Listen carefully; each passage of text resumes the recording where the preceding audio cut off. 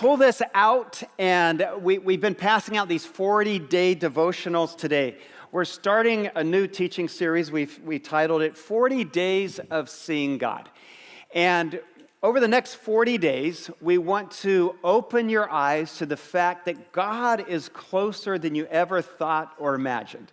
I think a lot of times we miss that God is right here. And so we want to take 6 40-day stories over the next 6 Sundays in the next 40 days and see what the Bible says about seeing God in these 40-day stories that the Bible has. And our staff has taken the next 40 days, and about a dozen of our staff have written a devotional for each of those days. So just to get you started, day one, if you open a day one starts tomorrow. That's August 1st. Day 2 is on August 2nd. Do you get how this is going to work out? All right, stick with the plan. I mean, just when you get to September, it's going to get a little crazy, but you're smart people, and we're all going to do fine. But there's a devotional a day for the next 40 days. I think when I talk about seeing God, we miss the fact that on many days, God is right in our homes, right in our offices, in our workplace, in our cars. He's right here among us now, and we miss His presence. I had a moment that reminds me of this. Just a few months ago, I'd been invited to the national championship, Alabama versus Clemson, by a friend named Jay. And so my son came and Nathan Hughes came, and it's halftime at the game. And so I go up to the concourse with my son. We get a hot dog and a Coke. We're coming back to our seats, but in the concourse, Jay and Nate are talking to a guy with a Bama hat and a beard, and Jay says, "Hey, come meet my friend Mac." And now there are thousands of people there with a Bama hat and a beard. I just want you to know this. And so I said, "Hey, Mac, how you doing? And where are you from? Atlanta? What do you do there?" He says, "Oh, I play music. I lead worship in a church," but I didn't know the name of his church. And then Jay said, "Hey, Palmer's just written a book, Mac. I think you'll resonate with his passions in Barefoot Tribe." So he says, "Hey, let me put the name in my phone. I'll read it on the way home." And he's barefoot. Then he goes, "Hey, how you spell Chinchen, I-N-E?" And now I'm starting to think, my hot dog's getting cold. The game's about to start. And nice guy, but this is taking a while. And then, he leaves, and we start heading back to our seats. And Nathan Hughes says, "Now, Palmer, that was Mac Powell, the lead singer of Third Day." And I was like, "Wait, what?" And I was like, "No, you mean Mac Powell, who's won 5 Grammy Awards and 24 GMA Awards and has 1 million followers on Twitter and has been an American music icon for the last 15 years. I didn't know that."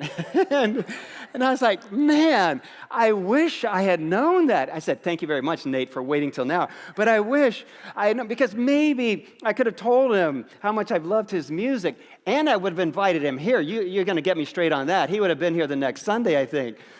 But I missed it. I missed that chance. I'm thinking about my stinking hot dog instead that's getting cold." And we go through our days like that, don't we? That God is right there in our homes, close to us, and we miss His presence. And so in this series, I hope to open your eyes so that you grow this acute awareness to the presence of God in your lives. Theologians call it the omnipresence of God, the everywhereness of God. There's nowhere you'll go that God is not there. I think seeing God is maybe the most important thing you'll ever do with your life. Because you can't love God and you can't really know Him until you see what He's doing in your life, that He's alive and well and He's working. And He's there, and He's doing the best things for you. And sometimes we miss that. I have this key idea on the screen this morning, and it's just a thought that I hope sticks with you. To grow spiritually, we must increasingly learn to live aware of the presence of God everywhere. And so over this series, we want to take 6 weeks to talk about 6 stories that open our eyes to God's presence. The first one that I've chosen is to encourage you to see God on what I'll term today the rainbow days of life. I think there are some days that God gives us that you could only name them rainbow days. They seem like a gift to all of us. So open your Bibles, and I want to take you to the first 40-day story in Scripture. It's in Genesis chapter 7. And in Genesis chapter 7, we have the story of Noah. Now, you know what's happened here. God has created humankind. He's frustrated because they've turned their backs on him. They're corrupt, they're sinning, they don't care. But he finds one righteous man in his family. And he says, I'm going to spare you. So I'm going to send a flood. But here's what he says is going to happen and what happens. Chapter 7, verse 4. I will send rain on the earth for 40 days, God says, and 40 nights. Verse 11. The rain fell in mighty torrents from the sky, just like Friday night. Who was around Friday night? All right, it was almost another hour. It would have been the second flood. All right, that's what happened Friday. Next verse 12. The rain continued to fall for 40 days and 40 nights. Verse 17. For 40 days the flood waters grew deep, covering the ground and lifting the ark high above the earth. The waters rose and increased greatly on the earth, and the ark floated on the surface of the water. They rose greatly on the earth, and all the high mountains under the entire heavens were covered. Then we read in verse 21, every living thing that moved on the earth perished. This is a troubling story. And so it starts with a lot of devastation. It starts pretty bad. Before we get to the rainbow, there's a storm and there's dark clouds and it's bad. And so I have this thought to start with this morning. I think on the rainy days, on the stormy days, on the 40 days and nights of rain, we tend to lose sight of God. The rainy days tend to cloud our view of God, that He's alive and working in our lives. But I hope you see this morning that it's in the storm that we start to wonder, where is God? You know, is the rain ever going to end? Are these days that I'm suffering in right now ever going to stop? Is the boat going to hold up? Are we all going to die? Can I see the hands of anyone that's ever been to Oregon? All right. Yeah, okay, now you don't have to keep them up. This is rhetorical, but my guess is when you were there, it was raining. I think living in Portland would be like living in the 40 days and the 40 nights. Noah did. I've been there. My sister lives in Portland, and I took my family there a few years ago. We get there on a Monday, and it's drizzling. And it's drizzling all day Monday, all day Tuesday, all day Wednesday, the whole week. And just not enough rain to flood anything. It's like Chinese water torture. It's just a slow drizzle, just enough to make you insane. The clouds, there's this cloud cover hanging low.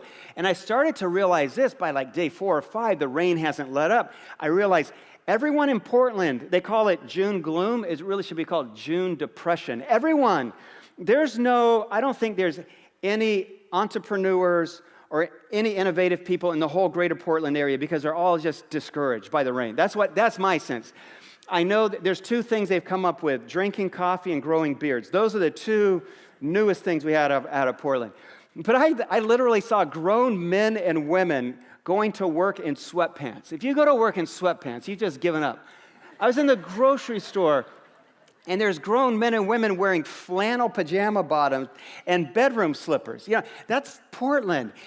The rain and the clouds do that to your soul. By the end of the week, my kids won't get off the couch. I'd say, hey, there's a trampoline out back. No, we just want more hot cocoa in the Snuggie. That's all. That was it. That was our vacation. But life, maybe you've had days of your life that feel like that. You feel like your soul is dying on the inside, and you say, God, where are you? Because the rainy days of life pull us down like that. Now, and we start to doubt God. We start to wonder, where is God? On the sunny days of life, when it feels like the sun is shining on our soul, it's easy to see God, isn't it? It's easy to trust Him. It's easy to have faith. It's easy to believe. It's easy. We're not even tempted by sin on the sunny days of life. We find ourselves praying. We don't even have to try to pray. We don't have to try to read the Bible. We just want to. That all happens. On the sunny days of life, we show everybody more grace. Your 4th grader comes home with a D. You go, D, that's a pass. Everybody gets a D. Who's checking your GPA in 4th grade? That's what we say on the sunny days of life. You're pulling into Jamba Juice and some dirtbag cuts you off and takes your spot. You roll down your window. You go, hey, dude, it's fine. I need to get my Fitbit count up. I'll just go park way out there. That's what we're like when life is good. But when the rain is falling and it won't stop for weeks, maybe it seems like for years to you, we start to forget about God. We start to give up on Him. We grow this apathy of the soul. we get into this spiritual rut, we lose our temper more. We give in to temptation. But I want you to know this. I want you to know what God taught Noah is that God is at work in the storms. Go back to verse 4 with me. God says this in verse 4, I will send rain on the earth for 40 days and 40 nights. The rain doesn't happen by chance. The rain isn't a mistake. God says, I will send the rain. My point here is that God is in control of it all. God is doing something in the storm. God is at work in it. I think most of us think the opposite. When the rains in life hit on the rainy days, we think God has abandoned us. Some even start to believe God is against them.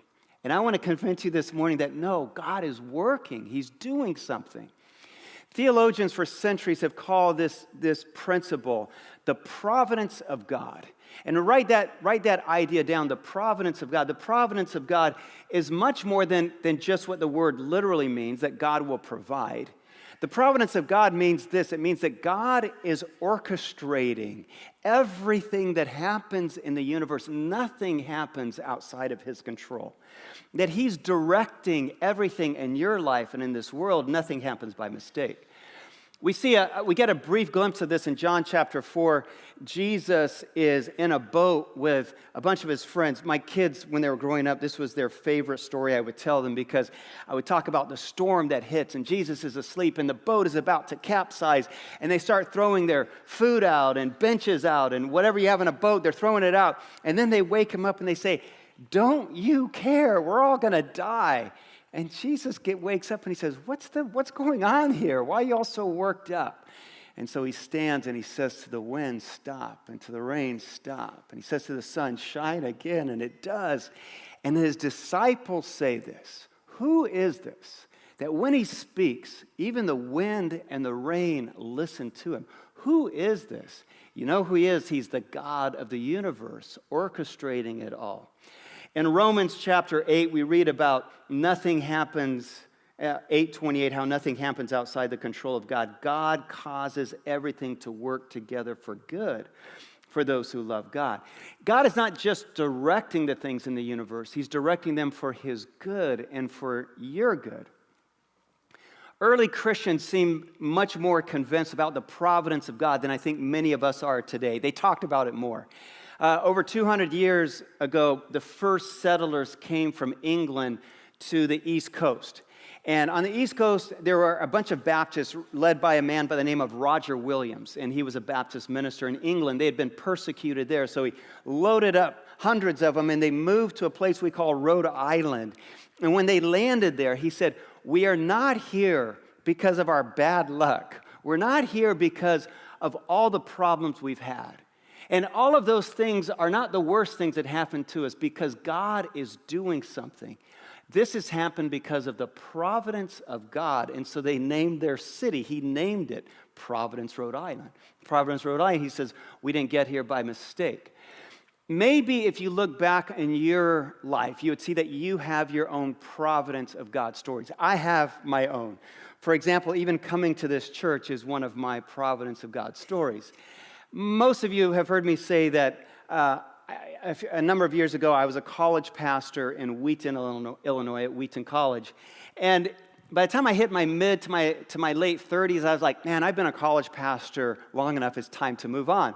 Well, so I resigned, took another job at another church, and just a few weeks in, I was like, man, I miss hanging out with college students. What did I do? This was a mistake. At the 6-month mark, I picked up the phone and I called some of the pastors on staff and I said, hey, it's me, Palmer. Can I have my job back? You ever tried that? It never goes well, by the way. It never goes well. And they're like, no, Palmer, we're already down the road hiring somebody else. I was like, man, this is the worst decision I've made in my life. I missed our home. I missed the Cubs in the summer. I missed college ministry. I missed it all. And that wouldn't change. So for the next 2 years, I kind of went through a depression, just like, man, I'm not doing what I love doing. And then a friend of mine, Brett Johnson, and maybe you've heard me say this, he said, Palmer, you need to just go plant a church. I said, Brett, you don't understand. Church planting are for guys in seminary that can't get a job and they're losers, and so they just go out and plant a church. That's who's planting churches. And he said, no, you're wrong. And then I happened to come visit a good friend here in Chandler. His name's Gary Bradley, and he's here at the Grove this morning.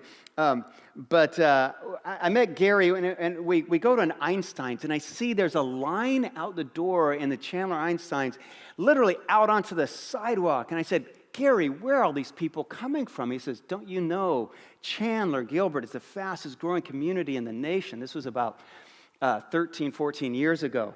And I said, no. And then we started to drive around here. And there were 30 subdivisions right around this corner being built. And then I said, where are the churches? And he says, there's not a single church out here. There's not a church east of Arizona Avenue, not a church south of Pecos. And I thought, well, maybe this is the right place to plant a church. Maybe Brett Johnson is right. And so Veronica and I decided to help plant this church. And the first place we started to meet in, still felt like a mistake. It was an elementary school cafeteria that smelled like fish sticks. And that's where we were. And it was like, Palmer, this is the worst idea ever. And then a year in, we moved into Santan K8, and it got a little better. They let us use their gym. And then God gave us this place. And now, 14 years later, we're here. You're here. And now there's not a church in the country I'd rather be in than the Grove. And we can, it's not my story, it's God's. And I tell people that. I told my mom that this was the worst decision I made, and it turned out to be the best decision. The very worst thing became the very best thing. And she right away says this, well, Palmer, it's the providence of God. Can't you see that? No, I didn't know that. I didn't know that at the time at all. I wish I had known that. I might have had a better attitude through the whole thing. But you have those stories. You think it's the rainy days of life that won't end. You think it's the gray clouds hanging low. And it's God working. And so I simply want to say, if you're going through something right now, it's not bad luck.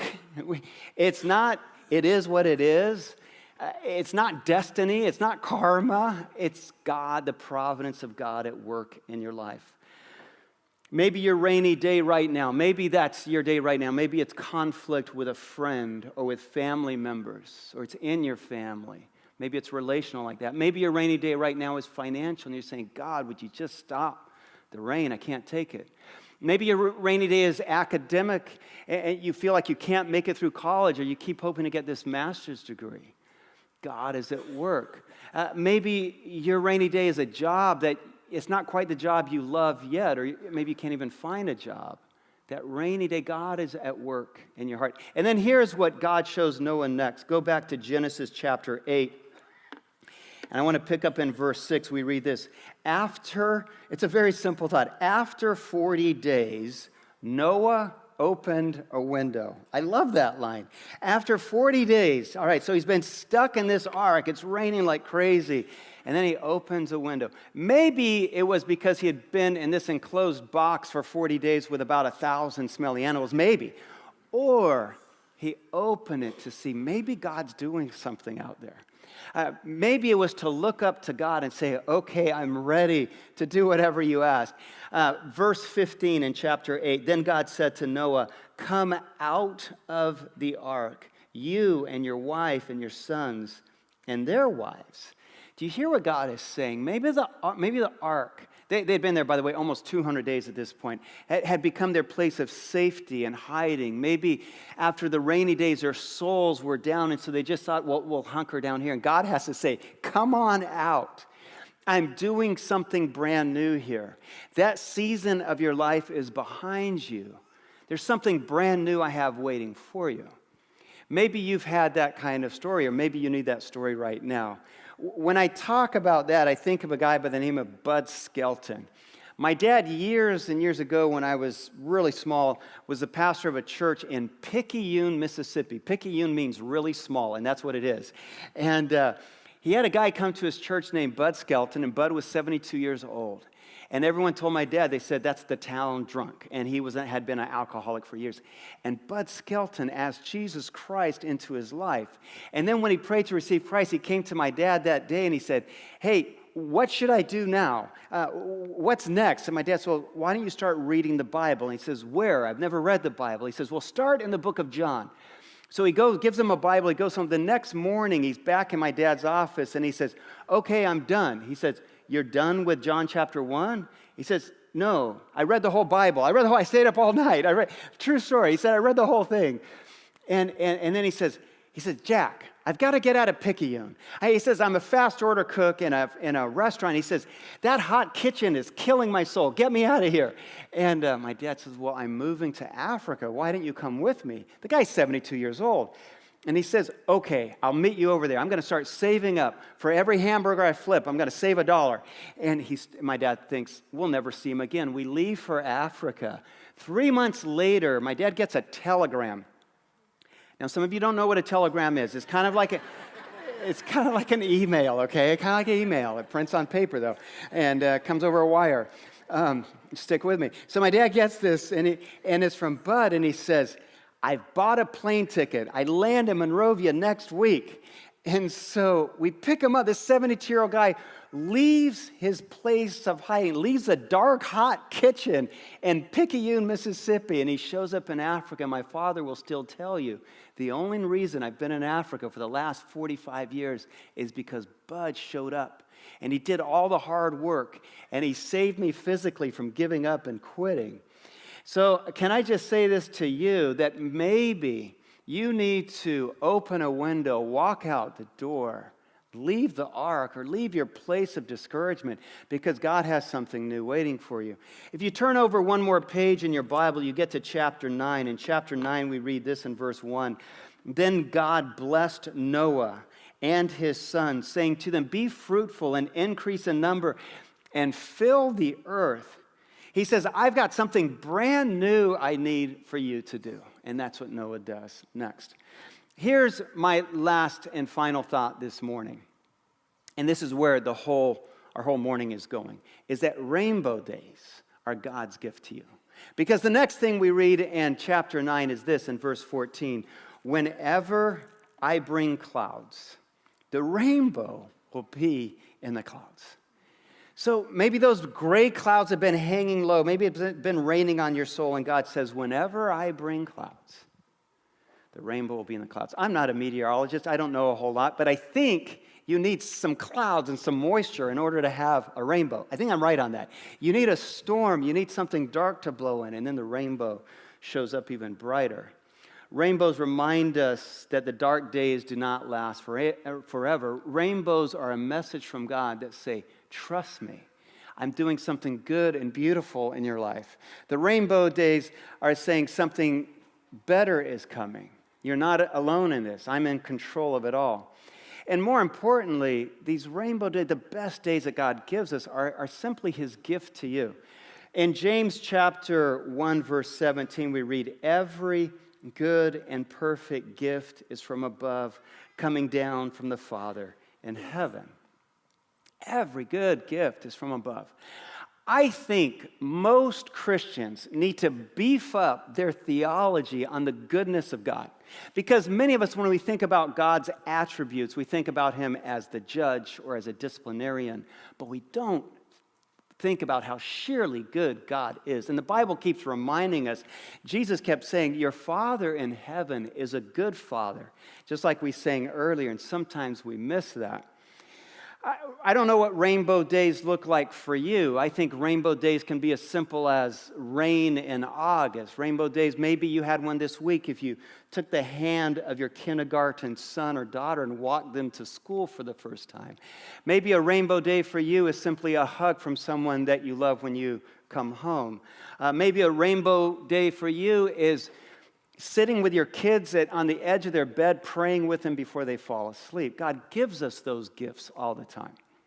I had a rainbow day last week. I was with my family. We were having a kind of a family reunion in Florida, and I've got my parents there. They're in their 90s. My twin brother's there, and all of his kids. And then we go to Krispy Kreme donuts. I think anytime you eat a Krispy Kreme donut, it's a rainbow day.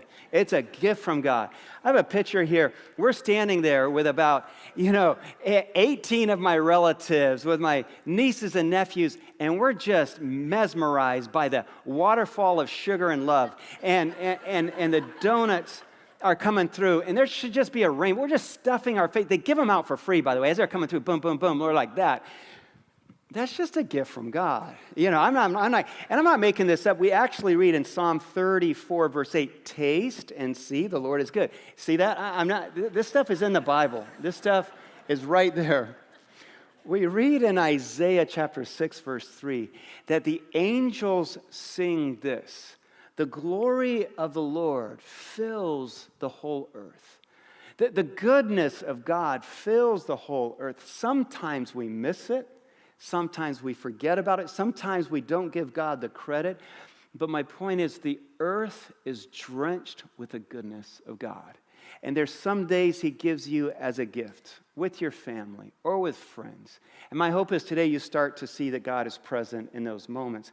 I hope that this morning and through this series, you see that every good thing, as Josh wrote a song around, is from our God in heaven. I hope that you see that God has given you a rainbow day when you think about the moments in life that you treasure. Maybe it's something as simple as a friend calls you on a Sunday afternoon or catches you after church and says, hey, I have 2 extra Cardinal tickets, and you say, boom, I'm in. Or maybe you're heading off to college and God gives you a roommate who you really like and becomes your best friend. That's a rainbow day. That's a gift from God. Maybe you go to the doctor and you've been sick for a long time. The doctor says, I can't find a trace of it. You're completely healed up. That's a rainbow day. It's a gift from God. Maybe it's a kiss or a hug from one of your children or your husband or your wife, someone that you love deeply. On that day, I hope you're reminded that that's a gift from God. That's God's rainbow day gift to you. I have my list that I started. Maybe at the top of it is a day a year ago. One of my favorite days in my whole life happened a year ago. It was my son's wedding day. I have 4 sons. This was the oldest one. He and his fiance came and sat down with us before the wedding, and they said, hey, we want to do an outdoor wedding in July, and we think Arizona would be a little hot, you think. And they said, so we want to do a destination wedding in Hawaii, and they said, time out, and we think it'll be cheaper. I said, I'm in on the Hawaii and the cheaper part, both of them. And so my son and his fiancée, Christine, and her family planned the most stunning wedding on the beach. I couldn't believe it when we got there. There's this lawn leading right up to the rocks and the oceans there, and there's no place I'd rather be in the world than on the beach. And then I got up to lead. They asked me to do the service, so it got even better. So I get up to lead the service, and I'm there, and my father is there leading the service with me. He's actually in this picture. And then all 4 of my sons are standing up there with me. One's the groom, 3 are groomsmen. And then there's our new daughter, and my wife especially, both of us really, but we wanted a daughter for 30 years, and now we have one. And my twin brother's there, and his family's there. And after the ceremony, by the way, I tried to drag this thing out as long as I could. It was like so amazing. I was making stuff up. I was just trying to make it the longest wedding. I didn't want it to end. And I told my wife as we're walking to the reception was just 100 yards down the beach, on the beach. I said, Veronica, this is one of the best days of my life. And then we get to the reception, and they call for the groom to come and have the first dance with the mother of the groom. And so my son and my wife start to dance, and the music starts, and they're playing Israel Kamakawi's Somewhere Over the Rainbow. And I was like, man, God, thank you. That's all I could say. God, don't let the day end ever, and thank you for this day. Because that day, I knew in that moment was God's gift to me, was God's gift to our family. You have those days too. And sometimes you forget about them. Sometimes you take them for granted. I've heard this, that spiritually mature people write down their rainbow days. Because then when the storms hit and it feels like the clouds are low and the rain won't stop, then they can take out their list and remember all of the good things, the beautiful things God has done in their life.